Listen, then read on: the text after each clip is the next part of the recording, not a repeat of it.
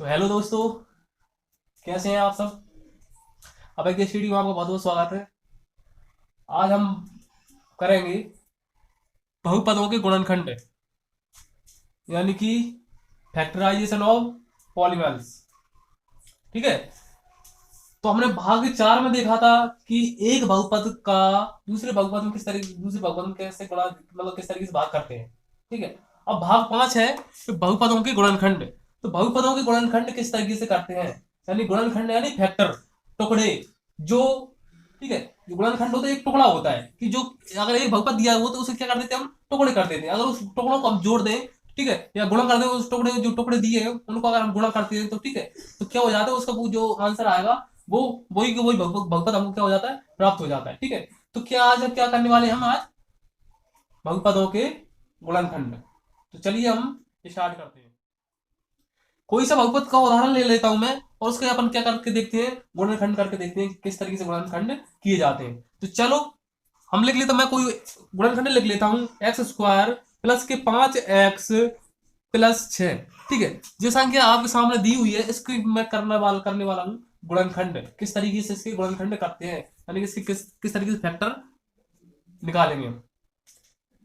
तो सबसे पहले हमको एक बात ध्यान में रखना है, जहां पर इसका जो दिख रहा होगा आपको गुणांक, ठीक है, और इसके गुणांक का हम गुणा करेंगे इसमें, यानी इसके एक्स स्क्वायर में अगर मैं एक्स स्क्वायर का गुणांक निकालू तो क्या होगा, एक्स स्क्वायर का अगर मैं एक है इसका अगर एक एक करूँ तो इसका क्या हो जाएगा, एक्स स्क्वायर हो जाएगा। ठीक है। तो इसका जो एक है वो क्या है, इसका गुणांक है। ठीक है। अगर मैं बात करता हूँ जहां पर 2x² होता तो इसको मैं कितने से गुणा करता हूँ, यानी 2 गुणा x होता जहां पर। ठीक है। तो ये क्या गुणांक है, तो इसको बोलते हैं हम गुणांक। तो यानी इस वाले का गुणांक का गुणा करेंगे हम आखिरी वाले पद में। ठीक है।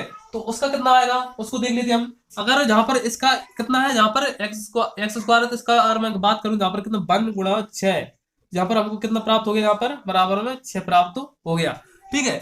तो अब हमको जहां पर जो 6 प्राप्त हो गया, अब इसको मुझे ऐसे तोड़ना है, इस जहां पर आपको जो दिख रहा है जहां पर, तो इसको इस तरीके से लिखना है हमको कि जहां पर इसको कि गुणा करने पर कितना आना चाहिए, यहाँ पर 6 आना चाहिए।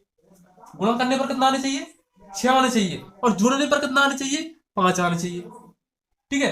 तो अगर गुणा करने पर 6 आता है और जोड़ने घटाने पर कितना आना चाहिए, 5x आना चाहिए। ठीक है। तो यानी कि अगर हम इस मैं जहां पर देखता हूं कि किस तरीके से करते हैं, एक आपको सही तरीके से बता रहा हूं किस तरीके से। अगर हम इसका जहां पर गुणनखंड निकाल लो, इसका जो हमने जो इसका गुणा इसमें किया इसका 6 कम 6 आया। ठीक है। इसको हम इसको तोड़ेंगे तो जहां पर कितना 2 से टूटे, दो दो तीन 6 और 3 एकम 3, तो हमारे पास दो गुणनखंड मिल जाते हैं, यानी कि 6 के दो टुकड़े मिल जाते हैं। ठीक है। अगर मैं बात करूं तो 2 और 3 कितने होते हैं, 5 होती है। जुड़ने में कितना आ रहा है, जहां पर हमको जो संख्या देख रहे हैं जहां पर किसकी है, प्लस की संख्या है, तो जुड़ने पर प्लस की संख्या आनी चाहिए। ठीक है। और जहां पर भी गुणा करने पर कितनी आनी चाहिए, जहां पर 6 आनी चाहिए, ये किसके है, प्लस के है। तो जहां पर मैंने देखा कि 3 और 2 कितने होते हैं, 5 होते हैं, और 3 का गुणा या 2 का गुणा मैं 3 में करूं तो कितने होते हैं, 2 3 6 होते हैं। ठीक है। तो जहां पर मुझे जो जो गुणा जो फैक्टर प्राप्त हुए जो इस तरीके से प्राप्त हुए। ठीक है। तो अगर मैं इसको इस तरीके से लिख दूं, x² प्लस 2 प्लस 3x+6, तो कोई दिक्कत है क्या इसमें, कोई दिक्कत नहीं, क्योंकि 3 और 2 कितने होते, 5 होते हैं, 5x हो जाएगा यहाँ पर। ठीक है। अब मैंने इसका गुणा क्यों किया, जहां पर अगर अपन कॉमन संख्या यानी फैक्टर किस तरीके से निकालते हैं, और जहां पर कितने पद है, 1 2 3 पद है, मुझे चाहिए कि फैक्टर निकालने के लिए 4 पदों की आवश्यकता होती है। ठीक है। जब दो संख्याओं का अगल फैक्टर कॉमन ले लेंगे और दो संख्याओं का अगल कॉमन ले लेंगे। ठीक है। जहां पर तीन तीन पद थे इसलिए मैंने कितने 4 पद बनाने के लिए मैंने इस तरीके से इसको लिख दिया है जहां पर। ठीक है। तो इसके अगर मैं 3 और 2 कितने करते 5, तो इसमें मतलब मैंने इसको तोड़ दिया है और इस तरीके से लिख दिया है। ठीक है। तो अगर इसमें कोई परिवर्तन नहीं हो, इसका मान में कोई परिवर्तन नहीं होगा। ठीक है। अब मैं इसको किस तरीके से लिख देता हूं, जहां पर x² plus 2x plus 3x+6, इसमें कोई दिक्कत नहीं है, क्योंकि जहां पर आपको दिख रहा होगा इसका मैंने x को किसमें जी गुणा में, तो x का गुणा इसमें करूंगा तो x का गुणा 2x हो जाएगा, x का गुणा इसमें करूंगा प्लस निशान है, निशान प्लस का लगाया, जहां पर x का गुणा 3 में करूंगा तो 3x आ जाएगा, प्लस का 6 आ जाएगा। अब मेरे पास में कितने पद हो गए, 1 2 3 4 पद हो गए। ठीक है। अब 4 पदों में मैं आसानी से कर सकता हूँ, इसके कोई संख्या कॉमन ले सकता हूं। ठीक है। कॉमन का मतलब होता है सार्व, यानी सभी पदों में समाहित होती है। वो ऐसी संख्या जो सभी पदों में क्या हो, समाहित हो। यानी कि अगर दो पद में इसमें कॉमन ले रहा हूं, तो वो संख्या कॉमन लूंगा जो दोनों पदों में क्या हो, समाहित हो, यानी कि उसमें मौजूद हो। ठीक है, और अगर उसको कॉमन लेने के बाद उसमें मान उनके मानों में कोई परिवर्तन ना होगा, और उसका मैं अगर गुणा करूं कॉमन लेने वाली संख्या का, वही वही हमें को क्या प्राप्त होनी चाहिए, संख्या प्राप्त होनी चाहिए। ठीक है, तो जहां पर मैंने इस तरीके से लिख लिया, तो अब जहां पर देखोगे तो इसमें से क्या कॉमन आ रहा है, जहां पर इसमें से देखोगे एक्स स्क्वायर है, यहाँ पर इसका क्या एक्स है। ठीक है, अगर मैं इसमें देखूंगा तो एक्स स्क्वायर को एक्स गुणा एक्स लिख सकते हैं, और इसको कितना लिख सकते हैं, प्लस के 2 गुणा एक्स लिख सकते हैं। ठीक है, तो इसमें ज कॉमन संख्या और ज समान है, यानी दोनों में जो एक्स है वो क्या है, इसमें जो जे एक्स और जे एक्स क्या है, दोनों में समाहित है। ठीक है, तो मैं इसको क्या कर लूंगा, बाहर निकाल लूंगा, एक एक को निकाल लूंगा, जहां पर एक्स बचेगा, जहां पर कितना बचेगा, 2 बचेगा। ठीक है, तो जहां से मैं कितना ले लेता हूँ, यहाँ पर से एक्स ले लेता हूं, जहां पर क्या बचेगा, एक्स बचेगा, यहाँ पे प्लस का कितना बचेगा, 2 बचेगा। क्यों, यहाँ पर से एक एक्स जे उठा लिया मैंने और एक एक्स जो उठा लिया, जो एक्स जो उठाया, जहां पर ऐसा नहीं उठा सकते कि जहां एक जगह से एक्स उठा लो और एक जगह से 2 उठा लो, इस तरीके से क्यों नहीं उठा सकते हम, क्योंकि हम जो कॉमन लेते हैं, कॉमन का मतलब होता है जो सार, यानी कि दोनों पदों में समाहित हो, एक जैसी हो, उसी संख्या को हम क्या लेते हैं, बाहर निकालते हैं। ठीक है, तो अगर मैं एक्स का गुणा एक्स में करूँ, एक्स स्क्वायर हो जाएगा, एक्स का गुणा 2 में करूँ, प्लस के 2 आ जाएगा, तो जो संख्या वही वही हमको मुझे क्या प्राप्त हो रही, वही संख्या प्राप्त हो रही। ठीक है, तो आपको जो समझ में आ गया होगा यहाँ पर। अब इसमें देखता हूँ इसमें क्या कॉमन आ रहा है, यहाँ इसमें क्या 3 गुणा एक्स है, और इसमें क्या 6 अकेला है, तो इसको मैं 6 को भी मैं तोड़ूंगा तो 2 गुणा कितना हो जाएगा, 3 हो जाएगा। तो अब मुझको देखने को मिल रहा है, आपको देख रहा है यहाँ पर, इसमें 3 है और इसमें 3 है, तो इन इसको 3 को और इस 3 को मैं क्या कर लूंगा, कॉमन ले लूंगा, और बाकी जो संख्या बचेगी, जो क्या बचेगी, एक्स प्लस के 2 बचेगी। ठीक है, तो जो जो किसकी संख्या जब प्लस की है, तो प्लस के कितने ले लूंगा मैं, 3 ले लूंगा, जहां पर क्या बचेगा, एक्स प्लस के 2 बचेगी। ठीक है, तो आपको जहां तक बात क्लियर समझ में आ गई होगी। ठीक है, अब मुझे क्या करना है, अब इसमें से भी जो कॉमन, इसमें भी संख्या जो कॉमन है और इसमें से भी संख्या कॉमन है, तो इसमें से भी मैं क्या ले लूंगा, एक कॉमन ले लूंगा।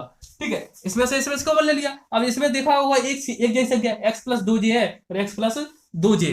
ठीक है, तो एक्स प्लस 2 जे और एक्स प्लस 2 जे यानी जो समान संख्या है, सार में, यानी इसमें भी समाहित, इसमें भी समाहित, तो इसी को मैं क्या कर लूंगा, बाहर ले लूंगा, जहां पर क्या हो जाएगा, एक्स प्लस के 2 आ जाएगा, और जहां पर क्या बचा, एक जी बचा, एक्स प्लस के 3, यानी एक्स प्लस के 3। तो भाई हमारा जो क्या आ गया, आंसर आ गया, एक गुणनखंड क्या हो गया, x प्लस 2 हो गया, और एक गुणनखंड क्या हो गया, x प्लस 3 हो गया। ठीक है, इसका आंसर ये आ गया। इस तरीके से हम क्या निकालते हैं, गुणनखंड निकालते हैं। ठीक है, अगर मैं अब आप समझोगे कि x प्लस 2 का मान और x प्लस 3 का मान क्या सही है, किस तरीके से विश्वास करें कि भाई सही है, अगर मैं इसका संख्या गुणा इस संख्या में करूंगा तो मुझे ये संख्या प्राप्त हो जाएगी। और अगर देखते हैं हम एक्स का गुणा एक्स में करेंगे तो क्या हो जाएगा, एक्स स्क्वायर हो जाएगा यहाँ पे। ठीक है, और एक्स का गुणा एक्स में करूंगा तो कितना हो जाएगा, प्लस के 3x हो जाएगा। ठीक है, कितना हो जाएगा, 3x हो जाएगा। अब 2 का गुणा इसमें करूंगा तो प्लस का 2x हो जाएगा, और इसमें 2 का गुणा इसमें करूंगा तो प्लस के कितना हो जाएगा, 6 हो जाएगा। ठीक है, यहाँ पर देखिए 3 और 2 कितने हो गए, 5 हो गए, यहाँ पर देखिए एक्स स्क्वायर प्लस के 5 एक्स प्लस के 6, जो वो संख्या चाहिए थी वो संख्या क्या हो गई, मुझे इससे प्राप्त हो रही है जी। तो ये इस तरीके से क्या है, इसके इस तरीके से हम क्या निकालते हैं, गुणनखंड निकालते हैं, किसी भी संख्या के किसी बहुपद के हम क्या आसानी से गुणनखंड निकाल सकते हैं। अब देख लेते हैं एक और सवाल। अब मैंने जो ले लिया एक्स स्क्वायर प्लस के 14 एक्स प्लस के 45, अब इसको क्या करना, हमको गुणनखंड निकालना है, तो वही विधि करेंगे। इसका गुणांक कितना है, एक है, अगर यहाँ पर 2 होता तो 2 ले लेते, यहाँ पर इसका गुणांक कितना है, स्क्वायर का 1 है, इसका गुणा इसमें करेंगे तो कितना हो जाएगा, 45 गुणा 1 बराबर में आ जाएगा 45। अब 45 के क्या निकालना है मुझको, गुणनखंड करना है। ठीक है, अब गुणनखंड इस तरीके से करूंगा कि टुकड़े करूंगा मैं इसके। ठीक है, तो जहां पर देखूंगा मैं इसको कितने हो जाएगा, किससे कट रहा है, यहाँ पर 3 से कट रहा है एक, तो 3 एकम 3, 5 है 15, अब कितने से कट रहा है, 3 से कट रहा है, 5 है 15, और 5 एकम 5। अब जो समान समान है इसके और इसके मैं कर दूं, गुणा कर दूं, तो जहां पर 3 दूनी कितना हो गया, 6 हो गया, 3 तरह कितना हो गया, 9 हो गया, 9 गुणा 5 हो गया, और 9 पन्ना कितना होता है, 45 होता है। तो जहां पर मुझे प्राप्त हो गए 9 पन्ना 45, तो जहां पर देखोगे आप, तो जहां पर आपको देखना है 14 है, जहां पर 14 एक्स है जहां पर, तो मुझे इस तरीके से तोड़ना है, जोड़ने घटाने पर 14 एक्स आना चाहिए और गुणा करने पर 45 आना चाहिए। तो मैंने गुणा कर दिया तो इस तरीके से जी आ गया, तो इसके मैंने गुणनखंड किए तो इस तरीके से आ गया, 3 गुणा 5। ठीक है, तो 3 दूनी 3 का कितना होता है, 9 होता है, और 9 गुणा 5 करूंगा तो कितना होता है, 9 पन्ना 45 होता है, और 9 और 5 को जोड़ूंगा तो कितना आ जाएगा, 9 और 5 कितने होते हैं, 14 होते हैं। ठीक है। तो इस तरीके से 14 मुझको क्या हो रहा है, प्राप्त हो रहा है। ठीक है, तो मैं इसको इस तरीके से लिख दूंगा, एक्स स्क्वायर प्लस के 9 प्लस 5 एक्स प्लस के 45। तो 9 और 5 कितने होते हैं, 14 हो जाएंगे यहाँ पे। तो 14 एक्स ऐसे कैसे हो जाएंगे। ठीक है, तो जी जहां तक आपको क्या समझ में आ गया होगा। अब देख लेते हैं अगला स्टेप क्या करते हैं, एक्स स्क्वायर प्लस के 9 एक्स प्लस के 5 एक्स प्लस के 45। क्योंकि इसका और इसका एक्स का गुणा एक्स 9 में किया तो 9 एक्स हो गया, और 5 का गुणा एक्स में किया तो 5 एक्स आ गया। अब इसको देख लेते हैं, अब इसमें से कॉमन संख्या कौन सी आ रही है।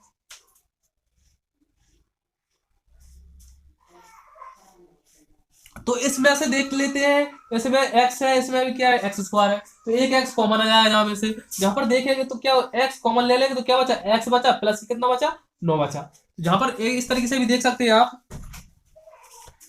एक्स स्क्वायर प्लस के 9 एक्स। तो इसको मैं क्या करूंगा, एक्स गुणा एक्स कर दूंगा। तो कितना हो जाएगा, एक्स गुणा एक्स, एक्स स्क्वायर हो जाएगा। 9 गुणा कितना कर दूंगा, एक्स कर दूंगा। तो इसमें से समान संख्या कौन सी ये है, एक संख्या इस वाला एक्स ले लो चाहे ये वाला एक्स ले लो, एक एक्स इसमें ऐसा एक एक्स इसमें से ले लूंगा। ठीक है, जो बची है वही संख्या जो मैं उसमें लिख दूंगा। ठीक है, ये वाली संख्या क्या कर दूंगा, मैं लिख दूंगा। जहां पर कितना आ गया, एक्स आ गया, तो एक्स प्लस के 9 यहाँ पर आ गए। अब इसमें से देखो 5 एक्स प्लस के 45 है। अब 5 एक्स प्लस के 45 है, तो किस तरीके से हमको क्या करना है, जहां पर देखेंगे तो इसमें एक्स है लेकिन इसमें एक्स नहीं है। तो अब मुझे क्या लेना पड़ा, इसमें क्या संख्या, इसमें क्या गुणांक है इसका देख लेते हैं। तो इसको लिखेगा 5 एक्स को किस तरीके से 5 गुणा एक्स लिख सकते हैं, प्लस इसको कितना लिख सकते हैं। ठीक है, इसको लिख सकता हूं मैं 5 गुणा 9। ठीक है, तो कितना 5 9 45 इस तरीके से हो रहा है। तो इसमें से संख्या समान संख्या कौन सी है, 5 इसमें है 5 इसमें, तो 5 इसको और इसको मैं क्या कर लूंगा, उठा लूंगा। और जहां पर कॉमन हो जाएगा यहाँ पर, तो प्लस का क्या प्लस संख्या, तो प्लस का 5, और जहां पर कितना बचेगा, एक्स प्लस का 9। ठीक है, अब ये एक्स प्लस का 9 और एक्स प्लस का 9 जो क्या है, इसमें भी जो क्या है कॉमन ले लेंगे हम। तो इसमें दोनों में है, तो जहां पर क्या एक एक्स प्लस का 9 इस तरीके से आ जाएगा, और जहां पर एक्स प्लस का 5 है तो जी क्या आ जाएगा, एक्स प्लस का 5। तो इस तरीके से जी हमारा क्या आ गया, आंसर आ गया। इस तरीके से आप बड़ी बड़ी संख्या क्या कर सकते हो, आप आसानी से गुणनखंड कर सकते हो। दो बहुपदों के बीच में किस तरीके से गुणनखंड निकाला जाए, तो वो आपको अच्छे तरीके से समझ में आ गया होगा। ठीक, मुझे उम्मीद है कि आपको ये पूरा कॉन्सेप्ट क्लियर हो गया होगा। अगर कोई सी भी अगर बड़ी से बड़ी बहुपद है, हमको यही विधि अपनाना है, इस वाली गुणा इसके गुणांक का इसमें गुणा करना है, और उसका क्या ले लेना है, एलसीएम ले लो, उसकी एलसीएम द्वारा गुणनखंड तोड़ दो उसकी, और उसको इस बीच वाली संख्या से इस तरीके से करना है कि जोड़ने से घटाने पर क्या आना चाहिए, 14 एक्स आना चाहिए। यानी कि उसमें जो बीच में बीच वाला पद है वो आना चाहिए। अगर प्लस का आ रहा है तो प्लस का आना चाहिए, माइनस का आ रहा है तो माइनस का आना चाहिए। अगर आपको ये वीडियो पसंद आई हो तो लाइक करें, शेयर करें, सब्सक्राइब करें। बहुत बहुत धन्यवाद हमारी वीडियो देखने के लिए।